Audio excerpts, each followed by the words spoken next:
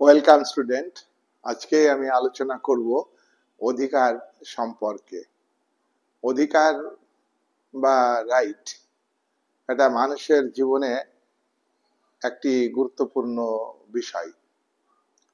মানুষ চাই তারা জীবনে অধিকার পেয়ে, দাবি বা সুযোগ সুবিধা পেয়ে তাদের ব্যক্তিত্বের পরিপূর্ণ বিকাশ ঘটাতে। আবার পাশাপাশি অধিকারকে অর্থবহ করে তুলতে গেলে অধিকারকে পাওয়ার পাশাপাশি প্রত্যেকটা মানুষকে কর্তব্য পালন করতে হয়। তাই রাষ্ট্রবিজ্ঞান আলোচনার ক্ষেত্রে মানুষ তাদের ব্যক্তিত্বের পরিপূর্ণ বিকাশের জন্য দাবি করবে, সুযোগ সুবিধা তারা পাবে, তার পাশাপাশি তারা তাদের কর্তব্য পালন করবে। একজনের কর্তব্য পালনের উপর আরেকজনের অধিকার নির্ভর করে। তাই প্রত্যেকটা মানুষ যেমন সমাজ রাষ্ট্র ব্যবস্থাতে সুযোগ সুবিধার দাবি করবে, অধিকারের দাবি করবে, তেমনি সমাজের জন্য, অন্যান্য মানুষের জন্য প্রত্যেকটা মানুষকেই কর্তব্য পালন করতে হবে। প্রত্যেকটা মানুষকে কর্তব্য পালন করতে হবে। এটা শুধু সাধারণ মানুষকে নয়, শাসক, শাসিত অর্থাৎ যারা রাষ্ট্র পরিচালক এবং রাষ্ট্রের অভ্যন্তরে যারা সিটিজেন, সমস্ত মানুষকেই রাষ্ট্রের প্রতি কর্তব্য দায়িত্ব পালন করতে হবে। যাই হোক, রাষ্ট্রবিজ্ঞান আলোচনার ক্ষেত্রে রাইট বা অধিকার যে গুরুত্বপূর্ণ সেটা আমরা সাধারণভাবেই জানি। আজকে বিশ্বের সমস্ত রাষ্ট্র কোনো না কোনো রাজনৈতিক ব্যবস্থার অন্তর্ভুক্ত। প্রায় রাষ্ট্র আজকে উদারনৈতিক গণতান্ত্রিক রাষ্ট্র রাজনৈতিক ব্যবস্থার অন্তর্ভুক্ত। আর এই উদারনৈতিক রাজনৈতিক ব্যবস্থায়, এমনকি সমাজতান্ত্রিক রাজনৈতিক ব্যবস্থায় বা যে কোনো শাসন ব্যবস্থাতেই নাগরিকরা রাষ্ট্র এবং সমাজের কাছে অধিকার আশা করে। তাই রাষ্ট্রের প্রকৃতি নির্ভর করে, নেচার অফ দি স্টেট নির্ভর করে অধিকারের প্রকৃতির উপর।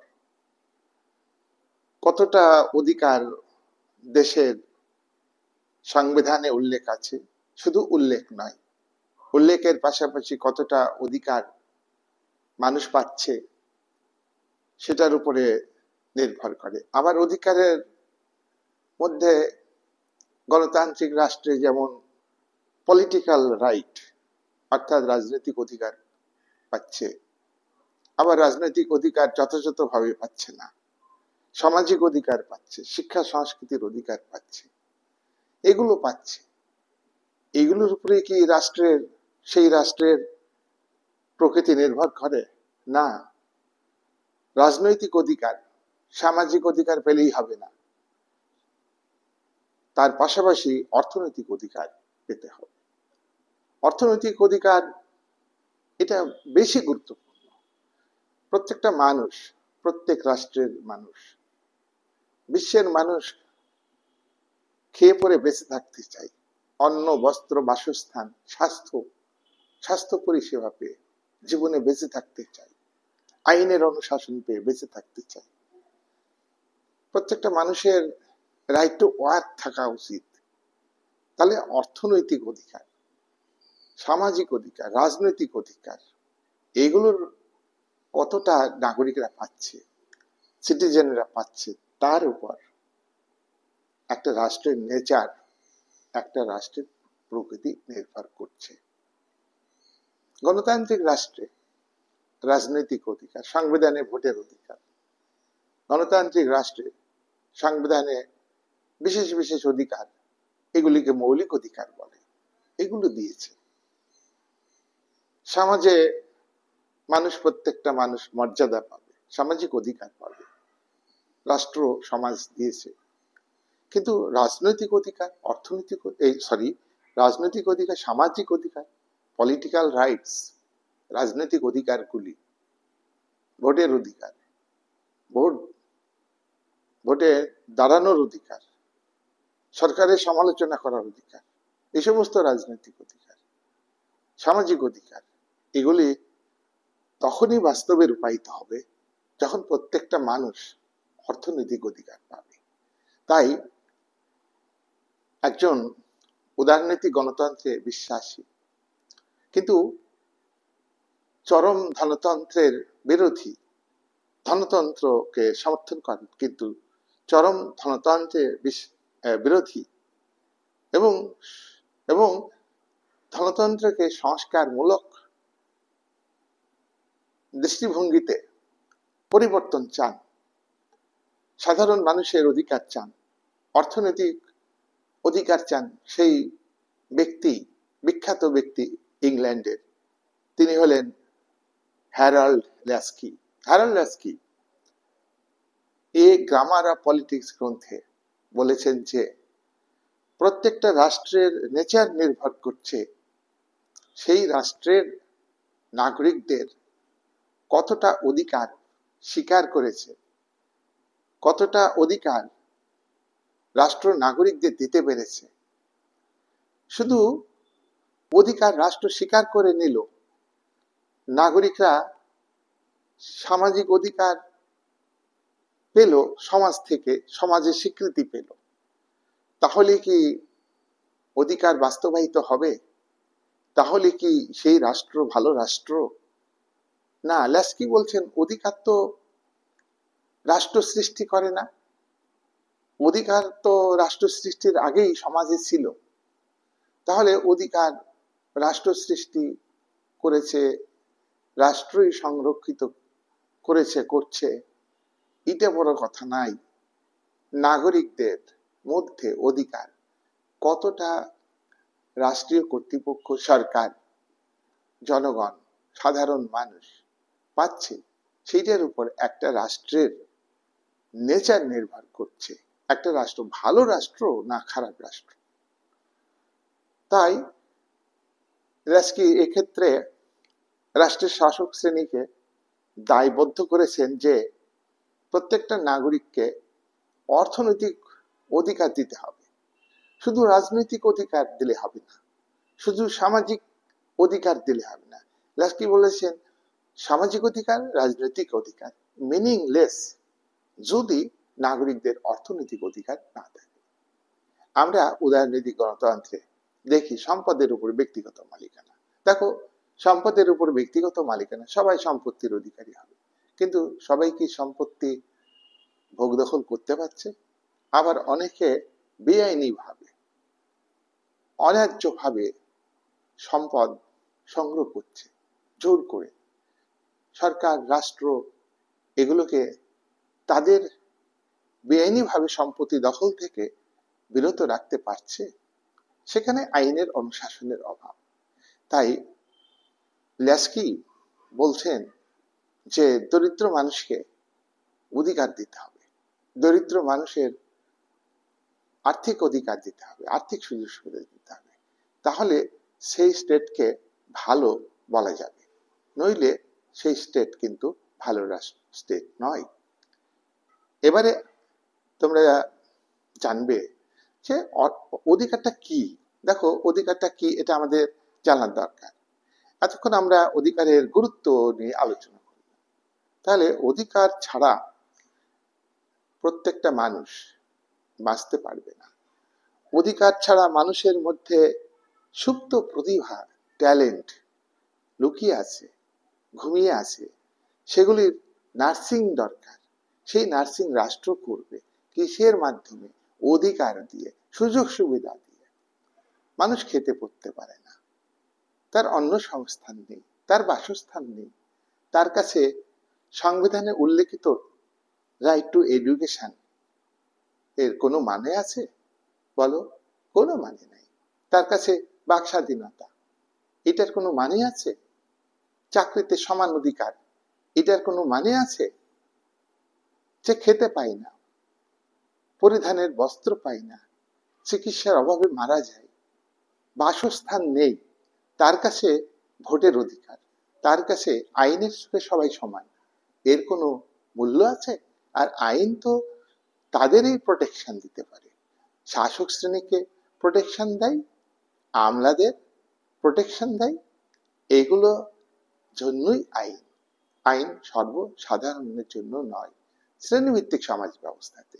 তাহলে নাগরিকদের অধিকার মূল্যহীন হয়ে পড়ছে। তবু আমরা অধিকার কাকে বলে এটা তো আমাদের জানতেই হবে, কি তাই তো? দেখো, রাইট বা অধিকারের অর্থ কি এটা আমরা জানব। আমরা সাধারণভাবে বলি দাবি হলো অধিকার, দাবি হলো অধিকার, ডিমান্ড।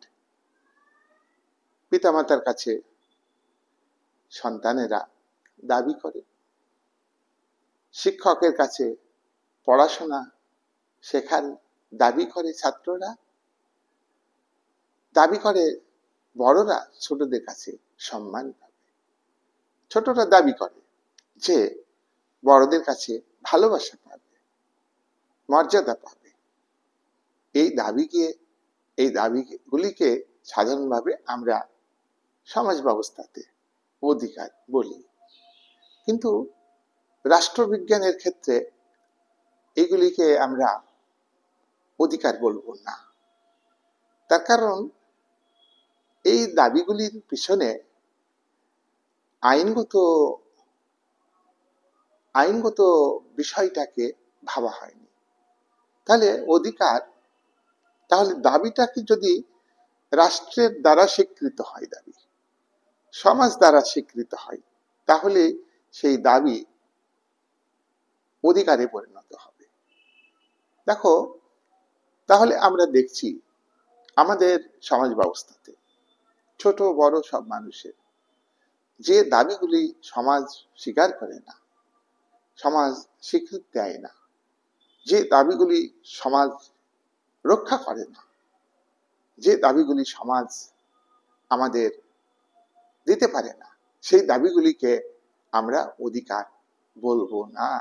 তাহলে অধিকারকে অর্থাৎ তাহলে দাবিকে স্বীকৃতি যখন রাষ্ট্র দেবে, সমাজ মেনে নেবে, সেই দাবিগুলি হচ্ছে অধিকার। আর একটা কথা, এই দাবি ব্যক্তিত্বের বিকাশে সাহায্য করবে। প্রত্যেকটা মানুষই চাই তাদের মধ্যে যে বুদ্ধি, জ্ঞান, প্রতিভা, ট্যালেন্ট ইত্যাদি রয়েছে, সেগুলির বিকাশ ঘটাতে চাই, সেগুলো নার্সিং করতে চাই। সেগুলো নার্সিং করতে গেলে, ব্যক্তিত্বের বিকাশ ঘটাতে গেলে কি কতগুলি সুযোগ সুবিধা দরকার না? আর সুযোগ সুবিধা আসবে আপনা আপনি না, মানুষকে দাবি করতে হবে। আর সেই দাবিটা যখন রাষ্ট্রের কাছে করবে, সেই দাবিটা সমাজের কাছে করবে প্রতিটা মানুষ, সেই দাবিগুলি হলো অধিকার। তাহলে অধিকার হলো, সাধারণভাবে আমরা এই কথা বলবো, রাষ্ট্রবিজ্ঞানের আলোচনাতে সাধারণভাবে অধিকার হলো সেই সব দাবি মানুষের, যে দাবিগুলি রাষ্ট্র এবং সমাজ স্বীকার করে নেয়, রাষ্ট্র এবং সমাজ মানুষকে দেয়, এবং সেই দাবিগুলির মাধ্যমে মানুষের ব্যক্তিত্বের বিকাশ ঘটে, ব্যক্তিত্বের বিকাশ ঘটে। অর্থাৎ মানুষের মধ্যে যে সুপ্ত প্রতিভা আছে সেগুলি বিকশিত হয়। এই দাবিগুলিকেই রাষ্ট্রবিজ্ঞানে অধিকার বলে। অধিকারের সংজ্ঞা নিয়ে বিতর্ক আছে, ডিবেট আছে, এবং বিভিন্ন চিন্তাবিদ, রাষ্ট্রবিজ্ঞানী, আমরা রাষ্ট্রবিজ্ঞানের ছাত্র, রাষ্ট্রবিজ্ঞানী বলবো, তারা বিভিন্নভাবে অধিকারের সংজ্ঞা দিয়েছে। আমরা একজন বিখ্যাত চিন্তাবিদ, ইংল্যান্ডের চিন্তাবিদ, তিনি চুক্তিবাদী দার্শনিক, সামাজিক চুক্তি মতবাদী, তিনি হলেন হবস। হবস চরম রাজতন্ত্রের সমর্থক, চরম রাজতন্ত্র স্বৈরাচারী হতে পারে। তাহলে সেই স্বৈরাচারী রাজা, স্বৈরাচারী রাজতন্ত্র মানে কি? রাজা চরম ক্ষমতা ভোগ করবে, রাজা আইন তৈরি করবেন, রাজা ওই আইন দিয়ে দেশকে পরিচালনা করবেন, এবং রাজা ওই আইন দিয়ে দেশের অপরাধ দূর করবার জন্য এবং সাধারণ মানুষের কে ন্যায় পাইয়ে দেওয়ার জন্য বিচার করবে। আইন তৈরি, শাসন করা আর বিচার করা, তিনটি ক্ষমতাই রাজার হাতে থাকলে সেটা হয় চরম রাজতন্ত্র। অর্থাৎ রাজা তো মানুষ, সে ভুল করতে পারে। সব রাজা তো প্লেটোর উল্লেখিত ভালো নাগরিক, প্লেটোর উল্লেখিত সৎ মানুষ, ভালো মানুষ হবেন এমনটা নয়। আবার আবার আবার নিঃস্বার্থ মানুষ হবেন এমন তো নয়। অ্যারিস্টটলের উল্লেখিত ভালো রাজা এমন তো নাও হতে পারে না। সেক্ষেত্রে নাগরিকদের দাবি, নাগরিকদের অধিকার থাকবে না। তো তবুও এই চরম রাজতন্ত্রের সমর্থক ইংল্যান্ডের একজন চিন্তাবিদ, তিনি তিনি বলছেন যে অধিকার হলো কতগুলি দাবি, দাবি পূরণের ইচ্ছা। অধিকার হলো মানুষের দাবি পূরণের ইচ্ছা, দাবি পূরণের ইচ্ছা। এবার দাবি পূরণের ইচ্ছা, দেখো মানুষের তো অনেক রকম ইচ্ছা হতে পারে, অনেক রকম দাবি হতে পারে। তাহলে মানুষ তো অন্যায্য দাবি করতে পারে, মানুষ তো ভাবতে পারে, মানুষের ইচ্ছা হতে পারে আমি অমুককে খুন করব, ইচ্ছা হতে পারে আমি আইন অমান্য করব, ইচ্ছা হতে পারে বিচার বিভাগের রায়কে অমান্য করব, ইচ্ছা হতে পারে আমি রাষ্ট্রের আইনকে মানব না। তাহলে মানুষের ইচ্ছাই, মানুষের মানুষের ইচ্ছা পূরণ, মানে মানুষের দাবি পূরণের যে ইচ্ছা, দাবি পূরণের ইচ্ছা, এটা হলেই তাকে অধিকার কি করে বলবো? এখন এই বক্তব্য ইংল্যান্ডের আরেকজন চিন্তাবিদ ল্যাস্কি বলছেন যে হবসের কথা ঠিক না। দাবি পূরণের ইচ্ছাকে যদি অধিকার বলা হয় তাহলে সমাজের মানুষ, যে কোনো মানুষ যে কোনো ইচ্ছা দাবি করবে, দাবি পূরণ করতে হবে বলবে, রাষ্ট্রের কাছে বলবে, সমাজের কাছে বলবে। তাহলে সে তার ইচ্ছাটা খারাপ হতে পারে, ভালো না হতে পারে। সেটাকে হবস বলেননি। তাই হবসের ইচ্ছা পূরণের দাবি, এই বক্তব্য অধিকার, এটাকে ল্যাস্কি মানলেন না। ল্যাস্কি বলেছেন যে কি করবে, মানুষ ইচ্ছা পূরণ করবে, কিন্তু সেই ইচ্ছাটা মানুষ ভাববে আমি দাবি করব, আমার ইচ্ছা অনুযায়ী দাবি করব, কিন্তু এমন দাবি করব না যাতে সমাজের ক্ষতি হবে। তাহলে সমাজের ক্ষতি হবে না এমন দাবি, এমন ইচ্ছা যদি থাকে মানুষের, এমন ইচ্ছা পূরণ করার জন্য মানুষ দাবি করে, তাহলে সেটাকে অধিকার বলা যাবে। বুঝতে পেরেছ? তাহলে ল্যাস্কির বক্তব্য খুব পরিষ্কার। ল্যাস্কির এর বক্তব্য হলো, হবস বলছেন যে ইচ্ছা পূরণের দাবি অধিকার, ইচ্ছা পূরণের সুযোগ সুবিধা থাকাই অধিকার না। সমাজের ক্ষতি হবে এমন ইচ্ছা পূরণের দাবিকে অধিকার বলা যাবে না। সমাজের ক্ষতি হবে না, রাষ্ট্রের ক্ষতি হবে না, অন্য মানুষের ক্ষতি হবে না এমন ইচ্ছা মানুষের থাকতে পারে। মানুষের ইচ্ছা করতে হবে, ইচ্ছা থাকবে, কিন্তু সমাজের ক্ষতি হবে এমন ইচ্ছা করলে হবে না।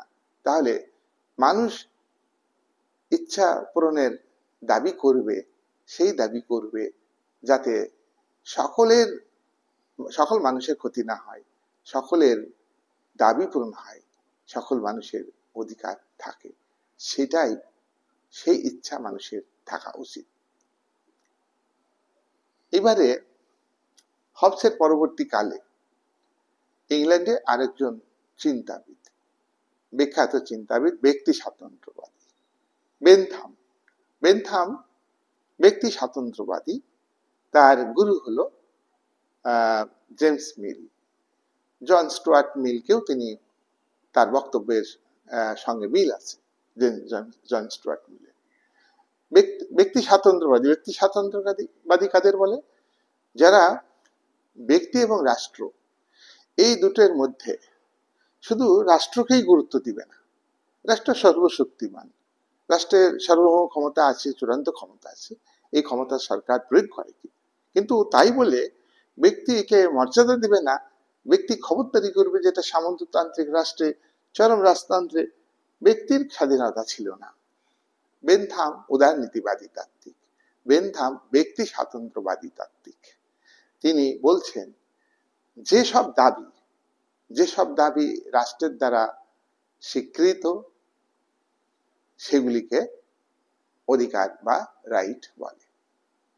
বেনথাম বলছেন রাষ্ট্রের দ্বারা যেসব দাবি, ল্যাস্কি বলছেন যে ইচ্ছা পূরণের দাবি অধিকার, কিন্তু এমন ইচ্ছা ব্যক্তি করবে না যাতে সমাজের ক্ষতি হবে, যাতে রাষ্ট্রের ক্ষতি হবে, সেগুলি হলো অধিকার।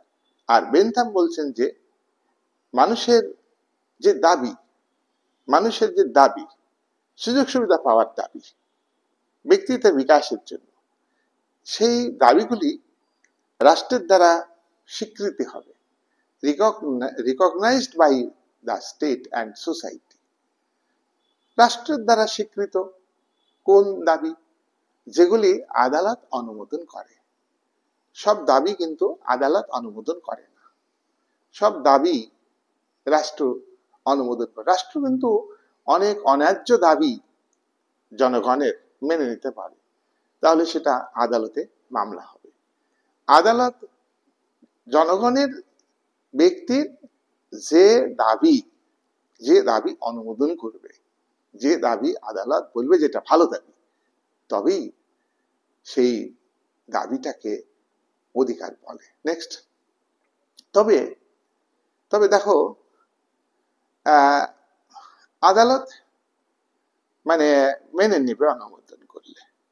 এমন অনেক সময় দেখা যায় যে রাষ্ট্রে জরুরি অবস্থা ঘোষিত হয়েছে, তো জরুরি অবস্থাতে ব্যক্তিগত স্বাধীনতা থাকে না, জরুরি অবস্থাতে বেশি মানুষ এক জায়গায় জড়ো হতে পারে না, সমবেত হওয়ার অধিকার, এটা গণতান্ত্রিক রাষ্ট্রের ফান্ডামেন্টাল রাইটস। যেমন ভারতবর্ষের সংবিধানে 19(1) ধারায় বাক স্বাধীনতা আছে। এই বাক স্বাধীনতা জরুরি অবস্থা ঘোষিত হলে এই বাক স্বাধীনতা রাষ্ট্র কেড়ে নিতে পারে। তাহলে এই বাক স্বাধীনতা কি কথা বলার যে দাবি এটা কি অধিকার হবে না? তাহলে আদালত স্বীকার না করলেও রাষ্ট্র যে দাবিকে কেড়ে নেয় সেই দাবিও কিন্তু অধিকার হতে পারে। আমি যেমন উদাহরণ দিলাম, ভারতের সংবিধানের 19(1) ধারায় বাক স্বাধীনতা, মতামত প্রকাশের স্বাধীনতার কথা বলা হয়েছে, সমবেত হওয়ার স্বাধীনতার কথা বলা হয়েছে, স্বাধীনভাবে চলাফেরা করার স্বাধীনতার কথা বলা হয়েছে। এই জরুরি অবস্থা যদি ভারতে ঘোষিত হয়, এবং ঘোষিত হয়েছিল 1975 সালে আভ্যন্তরীণ জরুরি অবস্থা, তখন কিন্তু নাগরিকদের এই অধিকারগুলি ছিল না, বাক স্বাধীনতা কেড়ে। তাহলে বাক স্বাধীনতা কি অধিকার হবে না? সমবেত হওয়ার অধিকার কি, সমবেত হওয়ার দাবি, এটা কি অধিকার হবে না? এই যে এখন বিভিন্ন বিষয়ে আমাদের পশ্চিমবাংলা তথা ভারতবর্ষে তোমার মিছিল করার জন্য, মিটিং করার জন্য, বক্তব্য রাখার জন্য আদালতের অনুমোদন দিতে হচ্ছে। তবে আদালত তো তথ্যগতভাবে নিরপেক্ষ, সেই কারণে আদালত বলবে সংবিধান মেনে তোমার এই অধিকার থাকবে, কিন্তু জরুরি অবস্থাতে কিছুই থাকবে না। তাই বলে বাক স্বাধীনতা অধিকার থাকবে না? বাক স্বাধীনতা অধিকার থাকবে। তাহলে এই কথা আমরা বলবো যে বেনথাম যেটা বলছেন, আদালতের অনুমোদন, রাষ্ট্রের সংবিধানে স্বীকৃতি আছে, উল্লেখ আছে, সেই দাবিগুলি হচ্ছে অধিকার। দেখো এক্ষেত্রে তাহলে আমরা বেনথামের সংজ্ঞা সম্পর্কে ধারণা লাভ করলাম। আরেকজন ইংল্যান্ডের চিন্তাবিদ, তিনি হলেন বারকার। তিনি পুঁজিবাদী গণতন্ত্র বা উদারনীতি গণতন্ত্র, সম্পদের উপর ব্যক্তিগত মালিকানার ভিত্তিতে গড়ে ওঠা অর্থনীতি, মূলধন ভিত্তিক অর্থনীতি, মুনাফা ভিত্তিক অর্থনীতি, ধন বৈষম্যমূলক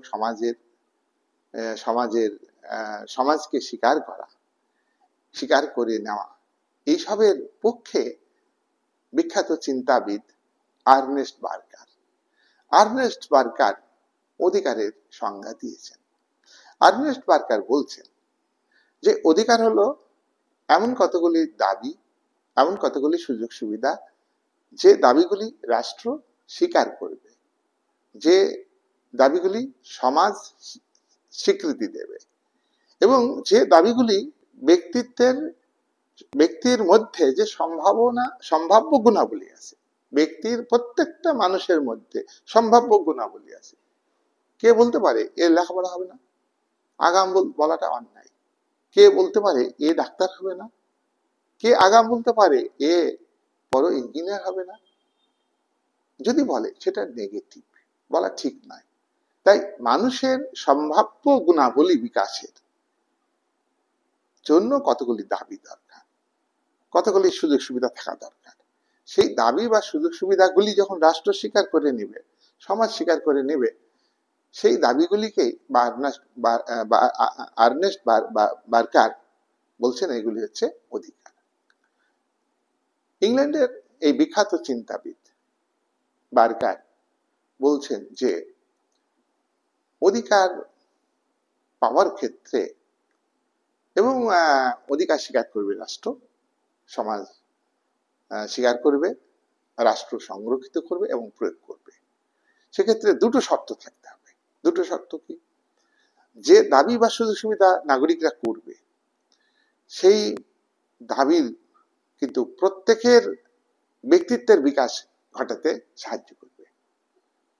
নাগরিকরা বা মানুষ যে দাবিগুলি করবে, সেই দাবিগুলি প্রত্যেকটা মানুষের, ইচ অ্যান্ড এভরিবডির ব্যক্তিত্বের অন্তর্নিহিত গুণাবলীর বিকাশে সাহায্য করবে। নাম্বার 2, রাষ্ট্রের দ্বারা স্বীকৃত হতে হবে দাবিগুলো এবং সংরক্ষিত হতে হবে।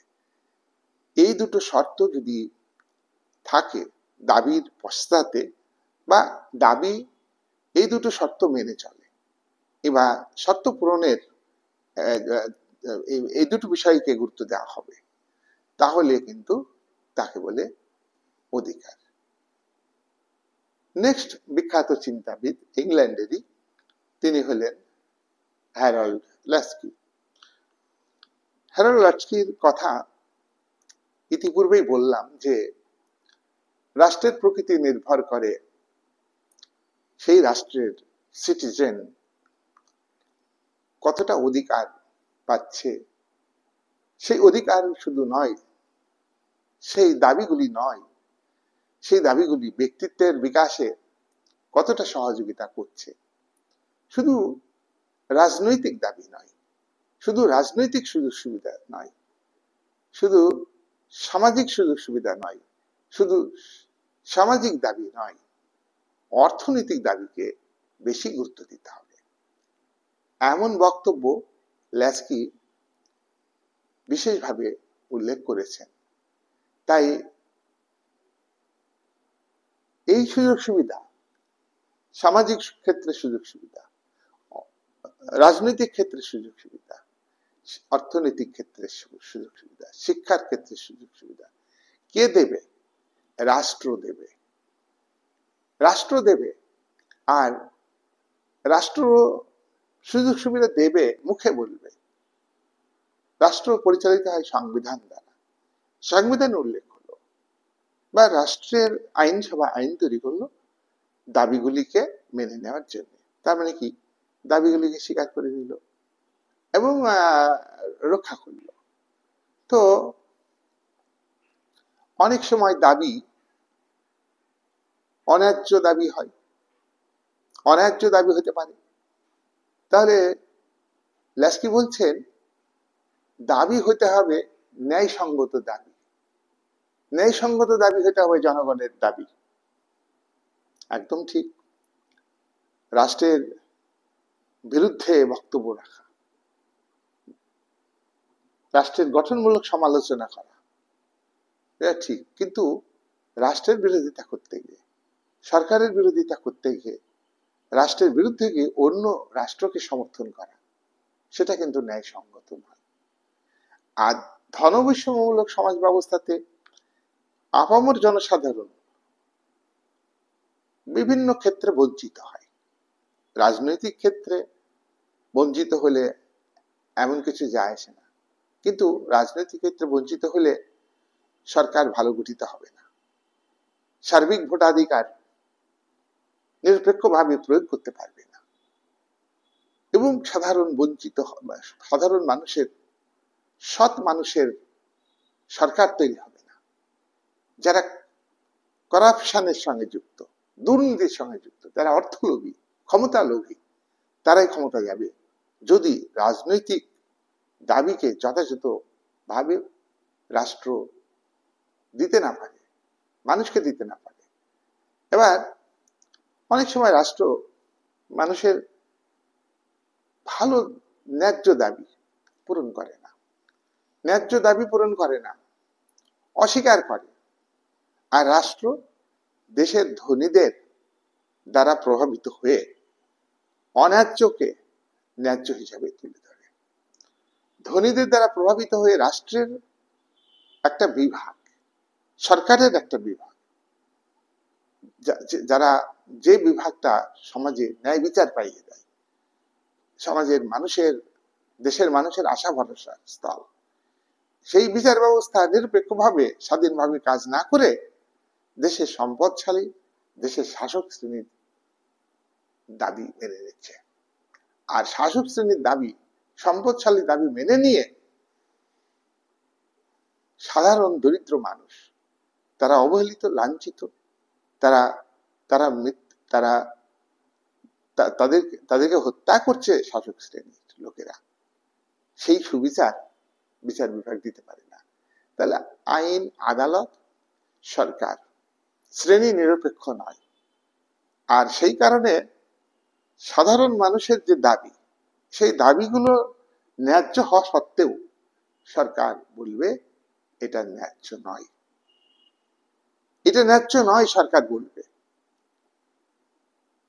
যোগ্যতার ভিত্তিতে চাকরি পাওয়ার পরেও তাদের চাকরিচ্যুত হয়েছে, আদালত তথ্য প্রমাণের অভাবে যথাযথ তথ্য পায়নি, আদালত তাদের যোগ্যদের চাকরি থেকে বঞ্চিত করেছে। এবং যারা অর্থ নিয়ে চাকরি বিক্রি করেছে, আদালত তাদের শাস্তি দিতে পারে না। তাহলে চাকরিহারা মানুষের যে দাবি, ন্যায্য দাবি, সেই দাবি রাজ্য সরকার, এমনকি কেন্দ্র সরকার, তারা উভয়ে যৌথভাবে তাদের পাশে দাঁড়াচ্ছে না, ন্যায্য দাবিকে তাদের মেনে নিচ্ছে না। তাহলে তাদের যে অধিকার, চাকরিতে পুনর্বহাল হওয়ার অধিকার, শোষিত বঞ্চিত মানুষের খাবার পাওয়ার অধিকার, শোষিত বঞ্চিত মানুষের চিকিৎসা পরিষেবা পাওয়ার যে অধিকার, জীবনে বেঁচে থাকার অধিকার, আজকে প্রত্যেকটা গণতান্ত্রিক রাষ্ট্র নয়া উদারনীতিবাদী, রিসেন্ট যে থিওরি, নয়া উদারনীতিবাদী দার্শনিকরা, নজিক হল, নজিক রলস, হাইয়েক, এই সমস্ত ফ্রিডম্যান, এরা বলছেন যে মানুষকে সুরক্ষা দেবে, স্বাস্থ্য পরিষেবা দেবে, শুধু দেবে নয়, বাস্তবে রূপায়িত করবে রাষ্ট্র। মিনিমাল স্টেটের ধারণা অনুযায়ী রাষ্ট্রের এটা কাজ। কিন্তু রাষ্ট্র পাহারা দিবে মূলধন মালিকদের, যাতে মূলধন বিনিয়োগ করে বেশি উৎপাদন করে, বেশি বিক্রি করে বেশি মুনাফা লাভ করতে পারে অবাধে। সেখানে ক্রেতাদের ঠকানো, সাধারণ মানুষের ঠকানো, সাধারণ মানুষকে প্রত্যেকটা ক্ষেত্রে কর দিতে হয়। সেই করের অর্থ কেউ প্রত্যক্ষ কর দেয়, কেউ প্রত্যক্ষ কর দেয়, কেউ পরোক্ষ কর দেয়। কর সাধারণ মানুষকে দিতেই হবে। আর ধনীরা সেই করের টাকায় তারা নিজেদের পক্ষে আইনকে ব্যবহার করছে। লেবার শ্রেণী, তাদের ন্যায্য মজুরি পাওয়ার দাবি। এ দাবি কোনো গণতান্ত্রিক রাষ্ট্র মেনে নিয়েছে? আর মেনে নিলেও সেখানে তথ্যগত ন্যায্য মজুরি সরকারই তো দেয় না। ব্যক্তিত্ব বিকাশের জন্য, খেয়ে পরে বেঁচে থাকার জন্য আগে শিক্ষা নয়, আগে সার্বজনীন শিক্ষা নয়, আগে দরকার বাসস্থান, সব আগে দরকার বেঁচে থাকার জন্য খাবার, সব আগে দরকার অসুখের হাত থেকে বাঁচার জন্য। তাহলে এগুলো দিতে পারছে না। আর এই দাবিগুলি সাধারণ মানুষের দাবি, এই দাবিগুলি শোষিত বঞ্চিত মানুষের দাবি। এটা লেস্কির বক্তব্য। লেবার শ্রেণী বেঁচে থাকার জন্য ন্যায্য মজুরি দাবি করছে। এ তো রাষ্ট্র স্বীকার করেনি, এ তো সমাজ স্বীকার করে না। তারা তো কষ্টে জীবনযাপন করছে, তারা তো চিকিৎসার অভাবে মারা যাচ্ছে, তাদের জেনারেশন টু জেনারেশন লেখাপড়া থেকে বঞ্চিত হচ্ছে। তাহলে শুধু রাষ্ট্র স্বীকার করে নিবে, রাষ্ট্র সংরক্ষিত করবে, সংবিধানের পাতায় লিখবে, আর সাধারণ মানুষ রাষ্ট্রের চোখে ধরা পড়ে না, রাষ্ট্রের শাসক শ্রেণী ঘুম পাড়ে, সেই সব বিষয়ে নীরব থাকে, সংবিধানের লেখা নেই, আবার সংবিধানে যেটা আছে সেটা কার্যকরী হয় না। এমন দাবি, অজস্র দাবি, মানবাধিকার প্রতিষ্ঠার জন্য বহু দাবি আছে, সেই দাবিগুলোকে রাষ্ট্র স্বীকার করছে না। তাহলে সেগুলি কি অধিকার হবে না? লেস্কির প্রশ্ন যে রাজনৈতিক ক্ষেত্রে, সামাজিক ক্ষেত্রে, অর্থনৈতিক ক্ষেত্রে, শিক্ষা সাংস্কৃতিক ক্ষেত্রে প্রত্যেকটাকে সরকারের নজরে আনতে হবে, এবং সরকারের নজরের বাইরেও যদি থাকে, রাষ্ট্রের সংবিধানে এর বাইরে যদি থাকে, রাষ্ট্রের সরকারের আইনসভা তৈরি আইনের বাইরেও যদি থাকে, তাহলে সেই দাবিগুলিকে অধিকার মর্যাদা দিতে হবে। এই কথা লেস্কি বলেছেন। লেস্কি শোষণের বিরোধিতা করেছেন, লেস্কি মার্ক্সবাদী নন। লেস্কি গণতান্ত্রিক কাঠামোকে সমর্থন করেছেন। সাংবিধানিক উপায়ে শান্তিপূর্ণভাবে সাধারণ মানুষ দাবি করবে তাদের ব্যক্তিত্বের বিকাশের জন্য সব আগে দরকার অর্থনৈতিক দাবি পূরণ করা। আর এই পৃথিবীতে যত বিপ্লব হয়েছে, পৃথিবীতে যত আন্দোলন হয়েছে, সব আন্দোলনের মূলে হলো মানুষের অর্থনৈতিক দাবি, মানুষের অর্থনৈতিক সমস্যা। এই সমস্যাকে প্রত্যেকটা গণতান্ত্রিক রাষ্ট্রের সরকার এড়িয়ে যায়। টিভি, খবরের কাগজ, রেডিও, পুস্তক, সমস্ত জায়গায় পলিটিক্যাল পার্টিগুলির মধ্যে শ্রেণী বিরোধ নেই। পলিটিক্যাল পার্টি প্রত্যেকটা পার্টি তারা ধনতন্ত্রকে সাপোর্ট করে। কিছু ব্যতিক্রম পার্টি আছে যারা শ্রমজীবী মানুষের স্বার্থে লড়াই করে। পৃথিবীতে এমন পার্টির সংখ্যা কম। সুতরাং গণতান্ত্রিক রাষ্ট্রের সংবিধানে বিশালভাবে আলোচনা করা হলো।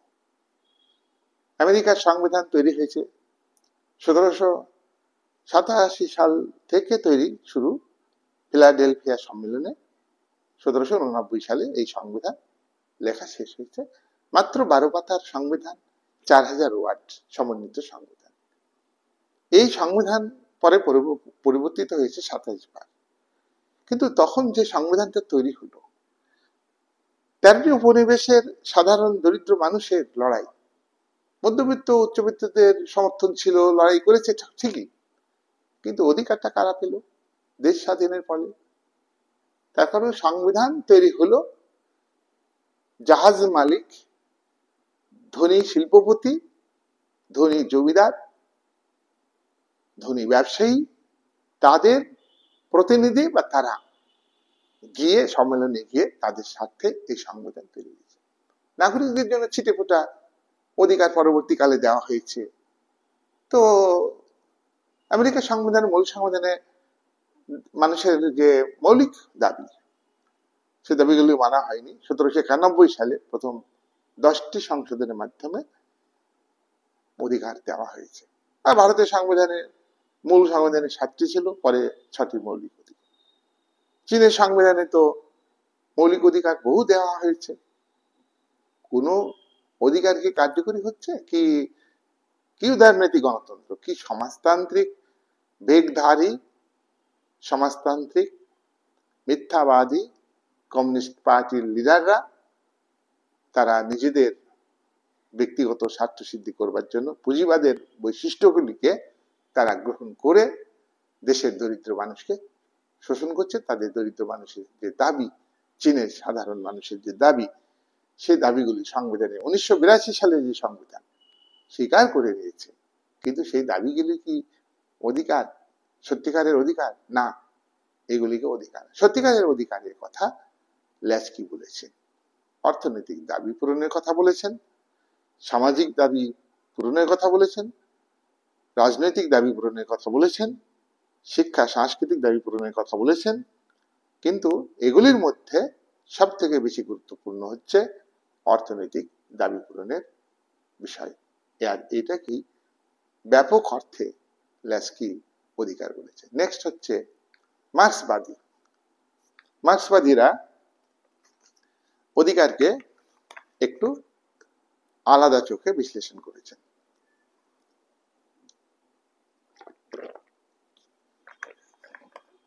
মার্ক্সবাদী কারা? 1818 সালে কার্ল মার্কস জার্মানিতে জন্মগ্রহণ করেন। তিনি 1883 সালে মারা যান। তিনি বহু বই লিখেছেন। তার বিখ্যাত বই দাস ক্যাপিটাল। দাস ক্যাপিটালের 3টি খণ্ড। 1867 সালে দাস ক্যাপিটালের প্রথম খণ্ড তিনি নিজেই প্রকাশ করেছেন। 1885 সালে দ্বিতীয় খণ্ড তার ঘনিষ্ঠ বন্ধু এঙ্গেলস প্রকাশ করেছেন। তিনি বই আগেই লিখে গেছেন। 1883 যেহেতু মারা গিয়েছেন, 1894 সালে দাস ক্যাপিটাল বা পুঁজি এই গ্রন্থটি এঙ্গেলস প্রকাশ করেছেন। এছাড়া class struggle in France, class struggle in France, ফ্রান্সের শ্রেণী সংগ্রাম, ক্লাস স্ট্রাগল শ্রেণী সংগ্রাম, গোথা কর্মসূচির সমালোচনা, এবং মার্কস এঙ্গেলস দুজনে মিলে কমিউনিস্ট ম্যানিফেস্টো 1848 সালে, জার্মানির কমিউনিস্ট লীগ এই পার্টি মার্কস এঙ্গেলসকে একটা ইস্তেহার, কমিউনিস্ট পার্টির একটা ইস্তেহার প্রকাশের দায়িত্ব দেয়। সেই দায়িত্ব মার্কস এঙ্গেলস দুজন লিখেছেন বিখ্যাত গ্রন্থ। এই কমিউনিস্ট ম্যানিফেস্টোর 12টি খণ্ড আছে, 12টি খণ্ড আছে, প্রথম, দ্বিতীয়, তৃতীয়। যেমন তোমরা জানো যে অ্যারিস্টটলের দি পলিটিক্স গ্রন্থের 8খানা খণ্ড আছে পলিটিক্স গ্রন্থে, তেমনি মার্কসের এঙ্গেলসের দুজনে মিলে লেখা এই গ্রন্থটা 12টি খণ্ডে বিভক্ত। আর তার ব্যক্তিগত যে গ্রন্থ দাস ক্যাপিটাল। যাই হোক, এই মার্কস এঙ্গেলস যে বক্তব্য রেখেছেন রাইট সম্পর্কে, অধিকার সম্পর্কে, মানুষের দাবি দেওয়া সম্পর্কে, সেই বক্তব্যটা আমরা এতক্ষণ পর্যন্ত যে বক্তব্য আলোচনা করলাম, যাদের বক্তব্য আলোচনা করলাম, আরো অনেকের বক্তব্য আছে, আমি সব আলোচনা ভিডিওতে করতে পারছি না সময়ের অভাবে। হবসের আলোচনা করলাম, বেনথামের বক্তব্য রাইট সম্পর্কে, রাইট কাকে বলে তুলে ধরলাম, আর্নেস্ট বার্কার ইংল্যান্ডের পুঁজিবাদী অর্থনীতির সমর্থক আলোচনা করলাম, আমরা ল্যাস্কির বক্তব্য তুলে ধরলাম। এদের বক্তব্য থেকে এবং আরো যারা ডেমোক্রেটিক সিস্টেমকে যারা বিশ্বাস করেন এবং বিশ্বে ডেমোক্রেটিক সিস্টেমে অধিকার আছে, অধিকার আছে চিৎকার করেন, তাদের থেকে সম্পূর্ণ একটা আলাদা অ্যাঙ্গেল থেকে অধিকারের ব্যাখ্যা দিয়েছেন। মার্কস এঙ্গেলসের যে বক্তব্য বিভিন্ন গ্রন্থেই শ্রমিক শোষণের কথা উল্লেখ করেছেন। মার্কস এঙ্গেলসের বিভিন্ন গ্রন্থে সমাজ বিকাশের বিভিন্ন স্তরে শোষক শ্রেণী শোষিত মানুষের উপর কিভাবে অত্যাচার করেছে, রাষ্ট্র কিভাবে শ্রেণী শোষণের হাতিয়ার হিসাবে নাগরিকদের অধিকার কেড়ে নিচ্ছে বিভিন্ন সমাজ ব্যবস্থাতে, দাস সমাজ ব্যবস্থাতে, সামন্ততান্ত্রিক সমাজ ব্যবস্থাতে, পুঁজিবাদী সমাজ ব্যবস্থাতে কিভাবে নাগরিকদের অধিকার পদদলিত হচ্ছে তার ব্যাখ্যা মার্কস এঙ্গেলস দিয়েছে। আর তারই অনুগামী যারা, তারা হলেন মার্ক্সবাদী। কি তাই তো? এই যে মার্ক্সবাদী, তারা অধিকারের সংজ্ঞার ক্ষেত্রে বলছেন যে অধিকার চিরন্তন নয়, অধিকার শাশ্বত নয়, অধিকার সার্বজনীন নয়। সার্বজনীন নয় মানে কি? অধিকার সবারই অধিকার নয়, সবারই দাবি পূরণ হয় না। আর অধিকার চিরন্তন নয়। আদিম সাম্যবাদী সমাজে এই যে ইতিপূর্বে যাদের কথা আমরা আলোচনা করলাম, প্রত্যেকেই রাষ্ট্র সমাজ যে দাবি স্বীকার করেছে সেইগুলি অধিকার, ব্যক্তিত্বের পরিপূর্ণ বিকাশ। লেস্কি কিছুটা ধনীদের ন্যায্য দাবি কেন অধিকার হবে?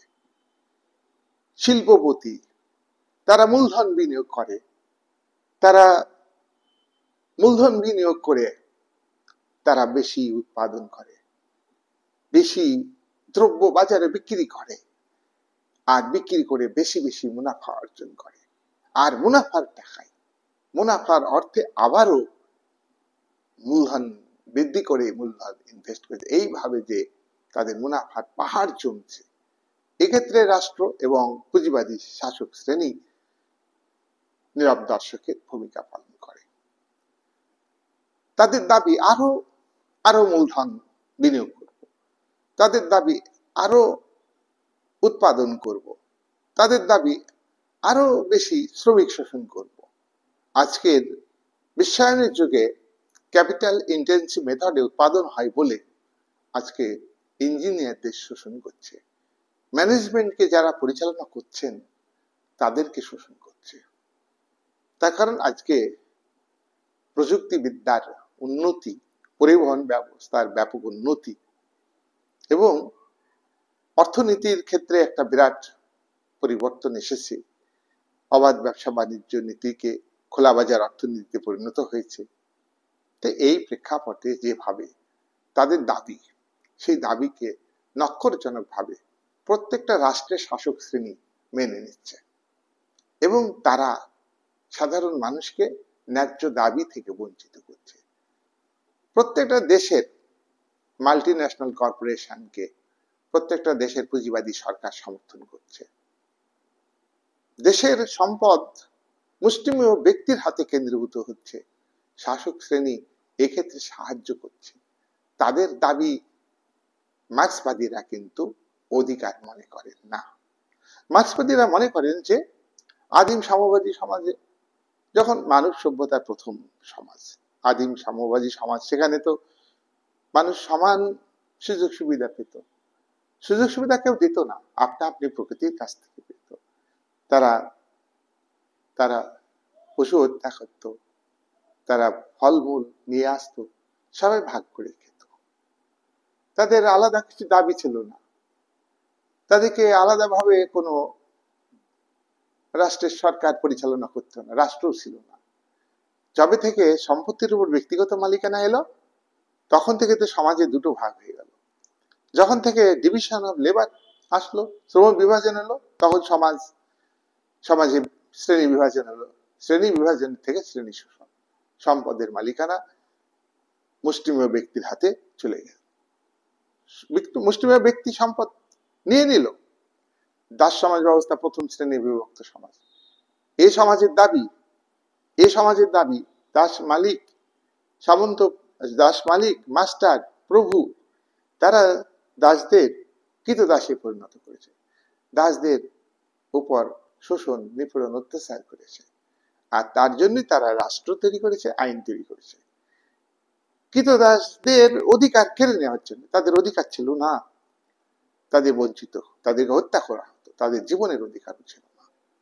তাহলে অধিকার সমাজ নিরপেক্ষ, অধিকার অধিকার শ্রেণী নিরপেক্ষ, অধিকার দাস সমাজে দাসদের দাসদের দাবি অধিকার ছিল না, মাস্টারদের দাবি অধিকার ছিল। রাষ্ট্র তৈরি করলো মাস্টাররা, আর স্লেভরা সেই রাষ্ট্রের দ্বারা অত্যাচারিত হলো, শোষিত হলো, বঞ্চিত হলো। তাদের তাদের দাবি কর্ণপাত হয়নি, শেষ পর্যন্ত তারা লড়াই সংগ্রাম করে তারা তাদের অধিকার প্রতিষ্ঠা করবার জন্য, তাদের দাবি পূরণের জন্য নতুন একটা সমাজ তৈরি করেছে। সেই নতুন সমাজও কিন্তু শ্রেণীভিত্তিক সমাজ। এ রাষ্ট্র শ্রেণী নিরপেক্ষ নয়। সামন্ত প্রভু জমির মালিক, চরম রাজতন্ত্র সামন্ত প্রভুর উপরে নির্ভর করত এবং ভূমিদাসদের অধিকার ছিল না। তবে অধিকার কিছুটা স্বাধীনতা ছিল বলেই তারা ব্যবসায়ী শ্রেণীতে পরিণত হয়েছে। আর ব্যবসায়ী শ্রেণী পরবর্তীকালে ওই ভূমিদাসদের, কৃষকদের কাজে লাগিয়ে তারা রাষ্ট্র ক্ষমতা দখল করে পুঁজিবাদী সমাজ তৈরি করেছে। উদীয়মান ধনিক বণিক শ্রেণী সামন্ততন্ত্রে। তো তাদের অধিকার প্রতিষ্ঠার জন্য সামন্ত প্রভুদের যে যে অধিকার, যে দাবি পূরণ করত সামন্ত প্রভুরা, তাদের কাছ থেকে সেটা কেড়ে নিয়েছে। কিন্তু কৃষকদের দাবি, কৃষকদের অধিকার পুঁজিবাদী সমাজে প্রতিষ্ঠিত হয়নি। কৃষকরা পরবর্তীকালে পুঁজিবাদী সমাজের শ্রমিকে পরিণত হয়েছে। তারা শোষিত, বঞ্চিত, লাঞ্ছিত, এটা ইতিহাস বলছে। তাহলে সে অধিকার কি করে শ্রেণী নিরপেক্ষ হতে পারে? সেই অধিকার তো কি করে সমাজ নিরপেক্ষ হতে পারে? প্রত্যেকটা সমাজের দাবির স্বরূপ বিভিন্ন রকমের, দাবি কেড়ে নেওয়ার পদ্ধতি বিভিন্ন রকমের হতে পারে। কৃতদাস ব্যবস্থাতে মাস্টার তারা একভাবে কৃতদাসদের দাবি থেকে তাদের বঞ্চিত রাখত। তারাই আবার সামন্ততান্ত্রিক সমাজে সামন্ত প্রভুতে পরিণত হয়েছে। অতএব দাস সমাজের দাসরা সামন্ত সমাজে ভূমিদাসে পরিণত হয়েছে। আর এই ভূমিদাসরা তাদের একটা অংশ উদীয়মান ধনিক বণিক শ্রেণী, তারা ক্যাপিটালিস্টে পরিণত হয়েছে, গণতান্ত্রিক সমাজ হয়েছে। আর যারা ভূমিদাস, জমির মালিকানাহীন, তারা শ্রমিকে পরিণত হয়েছে, তারা শোষিত, বঞ্চিত হয়েছে। তাহলে অধিকার, দাবি পূরণের ইচ্ছা শ্রমজীবী মানুষের প্রত্যেকটা শ্রেণীভিত্তিক সমাজ ব্যবস্থাতে যারা শোষিত, বঞ্চিত, যারা উৎপাদনের উপকরণের মালিকানা থেকে বঞ্চিত, তাদের দাবি, তাদের অধিকার ছিল কি? ছিল না। আর এই দাবির জন্য তারা লড়াই করে আসছে। তাই মার্ক্সবাদীরা বলছেন অধিকার হলো সেই সুযোগ সুবিধা, যে সুযোগ সুবিধা সমাজের প্রাধান্যকারী শ্রেণী, সমাজের শাসক শ্রেণী, সমাজের সম্পদশালী শ্রেণী, সমাজের শিল্প মালিকরা, সমাজের ধনী ব্যবসায়ীরা, তারা যেসব দাবি করে তাদের ব্যক্তিত্বের বিকাশের জন্য, তাদের দাবিগুলি অধিকার। আর শোষিত, বঞ্চিত, উৎপাদনের উপকরণের মালিকানা থেকে বঞ্চিত, তাদের দাবি অধিকারে পরিণত হতে পারে না। তাই মার্কস এঙ্গেলসের তত্ত্ব অনুযায়ী যারা যারা মার্ক্সবাদী, মার্ক্সের অনুগামী, তারা যেভাবে অধিকারের সংজ্ঞা দিয়েছে, সেই সংজ্ঞা হলো এমন একটা সমাজ প্রতিষ্ঠিত করতে হবে, পুঁজিবাদী সমাজ ব্যবস্থাতে যে অধিকার, পুঁজিবাদী সমাজ ব্যবস্থাতে দাবি পূরণ হয়, ধনীদের দাবি পূরণ হয়, আর শ্রমজীবী, খেটে খাওয়া মানুষ, সর্বহারা শ্রেণী, যারা উৎপাদনের উপকরণের মালিকানা থেকে বঞ্চিত, তাদের দাবি পূরণ হয় না, তাদের দাবি অধিকারে পরিণত হয় না। এ অধিকার হচ্ছে শাসক শ্রেণীর অধিকার। এ শ্রেণীর অধিকার, এ দাবি পূরণ হচ্ছে শোষক শ্রেণীর দাবি পূরণ, শোষক শ্রেণীর অধিকার। আর পুঁজিবাদী রাষ্ট্র ব্যবস্থাতে শাসক আমলা তাদের দাবি পূরণ, এইটা রাষ্ট্র স্বীকার করেছে। যতই সাধারণ মানুষের অধিকারের কথা বলা হোক না কেন, সংবিধানের পাতাতে, যতই মিডিয়াতে প্রচার করুক না কেন, সমাজের সমাজের এই দাবি পূরণ করা এই সমাজ ব্যবস্থাতে সম্ভব নয়। তাই এমন একটা সমাজ প্রতিষ্ঠিত করতে হবে যে সমাজটা পরিচালনা করবে শোষিত বঞ্চিত মানুষ, সর্বহারা মানুষ, যারা উৎপাদনের উপকরণের মালিকানা থেকে বঞ্চিত, তারাই হলো সর্বহারা। যাদের আর্থিক দন্যতা আছে, যারা কষ্টে শিষ্টে জীবনযাপন করে, যাদের যাদের অর্থনৈতিক দাবি পূরণ তো হয়ই না, যাদের সামাজিক দাবি পূরণের কথা বলা হচ্ছে, যাদের রাজনৈতিক দাবি পূরণের কথা বলা হচ্ছে, এগুলো এগুলো ধোঁকা দিচ্ছে সাধারণ মানুষকে, শাসক শ্রেণীকে। মনে করে দিতে চাই মার্ক্সের ব্যাখ্যা অনুযায়ী যারা অধিকারের সংজ্ঞা দিয়েছে। তাই এমন একটা সমাজ প্রতিষ্ঠিত করতে হবে যেখানে উৎপাদনের উপকরণের উপর মালিকানা থাকবে রাষ্ট্রের, সমাজের। এই সমাজে একটাই শ্রেণী থাকবে, সর্বহারা শ্রেণী। এ রাষ্ট্র পরিচালনা করবে সর্বহারা শ্রেণী। আর এই এই যে দ্রব্য তৈরি হবে, সেই দ্রব্য রাষ্ট্রীয় মালিকানায় থাকবে, আর রাষ্ট্রের উদ্যোগে ডিস্ট্রিবিউশন হবে। প্রত্যেকটা মানুষকে কাজ দেওয়া হবে।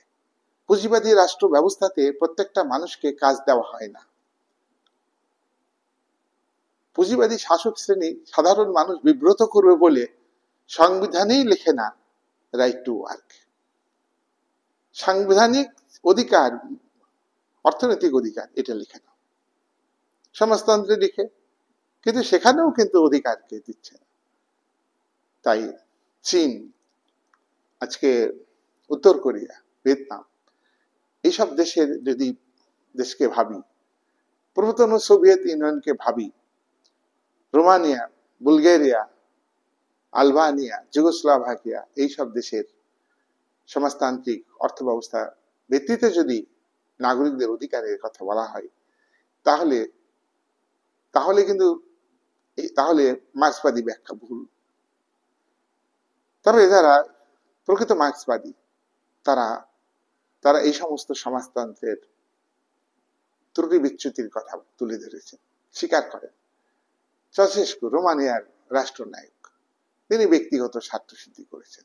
বাড়ি গাড়ি, স্বজন পোষণ, লাক্সারি লাইফ, সবকিছু তিনি ব্যবহার করেছেন ব্যক্তিগত স্বার্থে। কমিউনিস্ট পার্টি সর্বহারা শ্রেণীর কমিউনিস্ট পার্টি ছিল না, এবং শেষে তিনি জনরোষে জনগণের হাতে হাতে নিহত হয়েছে। তাহলে সমাজতন্ত্র এমন একটা জায়গায় গেল যে ফ্যাসিবাদী পরিণত হলো।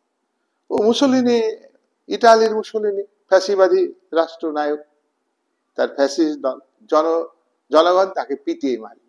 শুধু পিটিয়ে মারেনি, তার ডেড বডি পা বেঁধে গাছের ডালে মাথা নিচু করে বেঁধে দিয়েছিল। জনরোষ এতটাই দিয়েছিল। তো এখানে ফ্যাসিবাদী রাষ্ট্র ইটালির সঙ্গে রোমানিয়ার সমাজতান্ত্রিক রাষ্ট্রের তুলনা করা যায়। এই ধরনের ডিক্টেটরশিপ অফ প্রলেটারিয়েট নয়, এই ধরনের সমাজতন্ত্র নয়। তবেই শোষণহীন সমাজতন্ত্র, সঠিকভাবে প্রত্যেকটা মানুষ, ইচ অ্যান্ড এভরিবডি, তাদের এবিলিটি অনুযায়ী কাজ করবে, কাজ পাবে, এবং কাজ অনুযায়ী মজুরি পাবে। কাজ অনুযায়ী মজুরি পাবে, এবিলিটি অনুযায়ী কাজ, আর কাজ অনুযায়ী ওয়েজ। এই যে সমাজতন্ত্রের মূল কথা, এখানে প্রত্যেকটা মানুষ সুযোগ সুবিধা পাবে। ডাক্তার, ইঞ্জিনিয়ার, প্রত্যেকটা যে যেমন স্তরের মানুষ রয়েছে, প্রত্যেকেই কাজ পাবে, আর কাজ করতেই হবে। পুঁজিবাদে বেকারত্ব সৃষ্টি করা হয়, কৃত্রিম ভাবে বেকারত্ব সৃষ্টি করা হয়, কৃত্রিম ভাবে বন্যা সৃষ্টি করা হয়, কৃত্রিম ভাবে সাম্প্রদায়িকতা সৃষ্টি হয়, কৃত্রিম ভাবে জাতপাতের সমস্যা সৃষ্টি করা হয়, কৃত্রিম ভাবে আঞ্চলিক বৈষম্য দেশের মধ্যে সৃষ্টি করা হয়। সাধারণ মানুষ বিভ্রান্ত যাতে হবে, বিভিন্ন আন্দোলন, বিচ্ছিন্নতাবাদ, আর পাশাপাশি যারা শ্রমজীবী মানুষ তারা উৎপাদনের সঙ্গে নিজেকে একাকিত্ব করতে পারে না, আপন বলে উৎপাদন করতে পারে না, এমনই ব্যবস্থার দাবি, মানুষের দাবি অধিকার হতে পারে না। তাই তাই ঐতিহাসিকভাবে মার্কস এঙ্গেলসের বক্তব্য অনুযায়ী মার্ক্সবাদীরা রাইটের কথা আলোচনা করেছেন। এবার আমরা আলোচনা করব যে তাহলে একটা সার্বিক আলোচনা, অধিকার কাকে বলে। তাহলে আমরা সেই সব দাবিকে অধিকার বলবো, সেই সব মানুষের সেই সব সুযোগ সুবিধাগুলিকে অধিকার বলবো। আমরা এক দুই করে পয়েন্ট আউট করবো। এক, অধিকার হচ্ছে দাবি, কিন্তু কিন্তু এই দাবি কিন্তু নৈতিক সমষ্টিগত দাবি, নৈতিক সমষ্টিগত দাবি। এই দাবিটা কিন্তু নৈতিক সমষ্টিগত দাবি। কি বলেছেন যে দাবি এমনই হবে ব্যক্তির, যে দাবিটা ব্যক্তিগত স্বার্থ সিদ্ধি হবে যে দাবির মধ্যে দিয়ে, এবং সমাজের সকল মানুষের দাবি পূরণ হবে, এমন দাবি হলো অধিকার। এই কথা আমরা এক নম্বর পয়েন্টে বললাম। দুই, অধিকারের সংজ্ঞার ক্ষেত্রে আমরা বলবো যে সেই সুযোগ সুবিধা, সেই দাবি যেগুলি সমাজের বাইরে থাকতে পারে না, সমাজের মধ্যেই থাকতে হবে, সমাজের মধ্যেই থাকতে হবে, আর রাষ্ট্রের মধ্যেই থাকতে হবে। তিন নাম্বার। আচ্ছা, দুই নম্বরে এখানে একজন চিন্তাবিদ, ভাববাদী দার্শনিক, আবার উদারনীতি গণতন্ত্রের সমর্থক, ইংল্যান্ডের চিন্তাবিদ T H. Green, Thomas Hill Green, তিনি কি বলছেন? তিনি বলছেন যে সমাজের সদস্য হিসাবেই মানুষ দাবি করবে, সমাজের সদস্য হিসাবে মানুষ দাবি করবে, সমাজের বাইরে কেউ নয়, সমাজের বাইরে থেকে দাবি করতে পারবে না, সমাজের সদস্য হিসাবেই সে দাবি করবে, এবং সেই দাবিগুলো ব্যক্তিত্বের বিকাশ ঘটাবে, সেই দাবিগুলি ব্যক্তিত্বের বিকাশ করবে। গ্রিন একটু উন্নত মানের কথা বলেছেন। কি বলেছেন? যে রাষ্ট্রের সরকার যদি ভুল করে, সেই সরকারের ভুলটাকে জনগণ ধরিয়ে দেবে। সরকার যদি ভুল করে, রাষ্ট্র যদি ভুল করে, জনগণের কর্তব্য সেই ভুলটা ধরিয়ে দেওয়া। দেখো, এই যে ভুল ধরিয়ে দেওয়া, এটা জনগণের কর্তব্য। that is not right, that is duty of the people. এটা খুব উন্নত মানের কথা। দেখো, প্রত্যেকটা মানুষের, রাষ্ট্রের গঠনমূলক সমালোচনা করবে, সরকারের অযথা সমালোচনা করবে না। তাই সমাজের সদস্য হিসাবেই মানুষকে দাবি করতে হবে, সমাজের বাইরে অধিকার থাকতে পারে না। তিন নাম্বার হচ্ছে যে দাবি অধিকার, সুযোগ সুবিধা অধিকার, কিন্তু দাবিগুলি ব্যক্তিত্বের পরিপূর্ণ বিকাশ ঘটবে যতক্ষণ পর্যন্ত ব্যক্তিত্বের বা অন্তর্নিহিত শক্তি ব্যক্তির মধ্যে আছে। প্রত্যেকটা ব্যক্তির মধ্যে অন্তর্নিহিত শক্তি আছে। এই অন্তর্নিহিত শক্তির বিকাশের জন্য সুযোগ সুবিধা দিতে হবে, সুযোগ সুবিধা পেতে হবে তাকে, তাহলে হবে না। তাহলে সেই সুযোগ সুবিধা পেলে সেই ব্যক্তিত্বের বিকাশ ঘটাতে পারবে। একজনের ব্যক্তিত্বের বিকাশের ফলে ডাক্তার হবে, তার জন্য তার ডাক্তারি পড়ার জন্য সুযোগ সুবিধা দিতে হবে। একজন ইঞ্জিনিয়ার হতে পারবে, তার প্রতিভা আছে, তাকে ইঞ্জিনিয়ার হওয়ার জন্য তার আর্থিক দাবি পূরণ করতে হবে। এটাই হচ্ছে 3 নাম্বার পয়েন্টের বক্তব্য। 4, মানুষের রাইট, মানুষের অধিকার, এটা পাবে, অবশ্যই পাবে। কিন্তু যা ইচ্ছা মানুষ তাই দাবি করবে না। রাষ্ট্রের মধ্যে, সমাজের মধ্যে মানুষ যে দাবি করবে, সেই দাবিগুলো অধিকার। দাবি করবে ঠিক, কিন্তু এই দাবিগুলি অবাধ দাবি হবে না, অবাধ সুযোগ সুবিধা হতে পারবে না, অবাধ অধিকার হতে পারবে না, অনিয়ন্ত্রিত হতে পারবে না।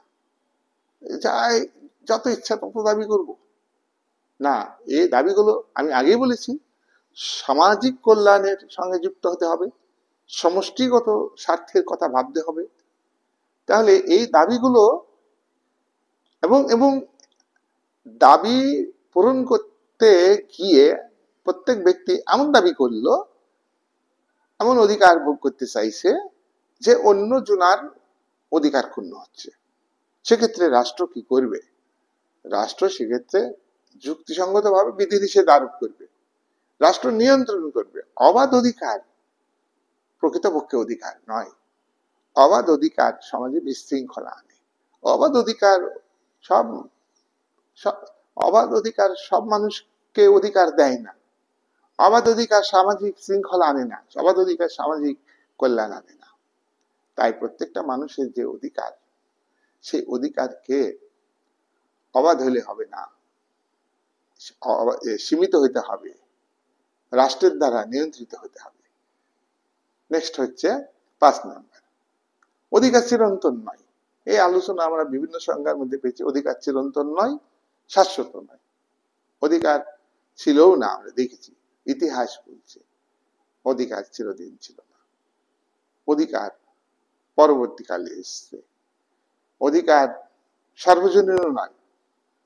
আমরা দাস সমাজ ব্যবস্থার আলোচনা করেছি। এখনো পুঁজিবাদী রাষ্ট্রে এত উন্নতি হয়েছে, এত যুদ্ধ আবহাওয়া সব শক্তি জাহির করছে রাষ্ট্রগুলো। দেশের সাধারণ মানুষের দাবির কথা ভাবে? দেশের সমস্ত স্তরের মানুষের কথা ভাবে না? ভাবে না। তাহলে প্রত্যেকটা রাষ্ট্র আজকে 70% জাতীয় আয়ের সামরিক খাতে ব্যয় করছে, 30% মাত্র 30%, 100 টাকায় মাত্র 30 টাকা জনকল্যাণে ব্যবহার করছে। তাহলে এর দিয়ে কতটা দাবি পূরণ হবে? এ দিয়ে তার মধ্যেও বেশিরভাগটা শাসক শ্রেণী লুটেপুটে খাচ্ছে। শাসক শ্রেণী লুটেপুটে খাচ্ছে, আমলা শ্রেণী ভাগবাটারা করে নিচ্ছে। জনপ্রতিনিধি এবং আমলারা মেরুদণ্ডহীন, সৎ সাহসের অভাব, নিরপেক্ষতার অভাব, বিচার বিভাগের নিরপেক্ষতার অভাব। প্রত্যেকটা ডেমোক্রেটিক স্টেটেই এটা হচ্ছে বলেই সাধারণ মানুষ তারা অধিকার থেকে, তারা সুযোগ সুবিধা থেকে বঞ্চিত হচ্ছে। তাহলে আমরা দেখছি, এবং আরেকটি কথা, সব মানুষের মধ্যে নারী একটা প্রায় অর্ধেক শক্তি, নারীর সংখ্যা, তারা আরো বেশি অবহেলিত হচ্ছে।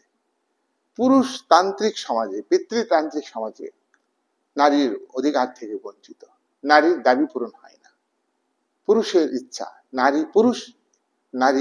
নারীর উপর নিজের ইচ্ছা চাপিয়ে দেয়। পুরুষের দ্বারা নারী নিয়ন্ত্রিত, রাষ্ট্রের কর্ণধার তারাও। ছিটেফোঁটা নারীদের অধিকার, ছিটেফোঁটা। আর ছিটেফোঁটা নারীদের অধিকার, সেই নারীও শাসক হিসাবে নারীদের অধিকার কেড়ে নিচ্ছে। এটা ক্যাপিটালিজমের বৈশিষ্ট্য, ধনতন্ত্রের বৈশিষ্ট্য। শাসক নারী হোক পুরুষ হোক, ক্যাপিটালিস্টদের পুতুল নাচের পুতুল, পাপেটে পরিণত হয়। তো সে তো নারীর কি করে অধিকার দেবে? সে কিভাবে নারীর সুরক্ষা দেবে? সে নারী হয়েও নারীর অধিকার, রাইট টু লাইফ কেড়ে নিচ্ছে, রাইট টু প্রসপারিটি, অর্থাৎ তার যে মর্যাদা, সম্মান, অনার, সেই অনারও কেড়ে নিচ্ছে এবং নারীকে হত্যা করছে। সেখানে নারীর সম্মান এবং হত্যা কে শাসক শ্রেণী সেভ করছে, শাসক শ্রেণী সাপোর্ট করছে এবং শাসক শ্রেণী শাস্তির বিরোধিতা করছে। সুতরাং এই জায়গায় দাঁড়িয়ে আজকের যে অধিকার, নারীদের অধিকার, এটাও কিন্তু গুরুত্বপূর্ণ। নারীদের অধিকার সম্পর্কে শাসকরা খুব সচেতন ভাবেই তাদের দমিয়ে রাখবার জন্য তাদের অধিকার, তাদের স্বাধীনতা কেড়ে নিচ্ছে, তাদেরকে লেলিয়ে দিচ্ছে। পুরুষতান্ত্রিক সমাজের পুরুষদের শাসক, আমলা, গোয়েন্দা সব সাপোর্ট করছে। তারা সাপোর্ট করছে যারা ধর্ষণকারী, তারা সাপোর্ট করছে যারা ধনশালী, তারা সাপোর্ট করছে অর্থাৎ অরাজনৈতিক যে আমলা, তারাও নিরপেক্ষ নয়। তারাও কিন্তু করাপশনের সঙ্গে যুক্ত হয়ে নারীদের পক্ষে সুবিচার দিতে পক্ষে দরকার নাই। নারীবাদী আন্দোলন সংগঠিত হচ্ছে। নারীবাদীরা কখনোই নারীদের বিশেষ অধিকার চাই না, সমান অধিকার চাই, ইকুয়ালিটি চাই, equal right, female and male এবং ফিমেল অ্যান্ড মেল। সুতরাং এই জায়গায় দাঁড়িয়ে আমরা আজকে যে ভিডিও করলাম অধিকার, সেই অধিকারের ক্ষেত্রে আমরা ল্যাস্কির বক্তব্য দিয়ে শেষ করব।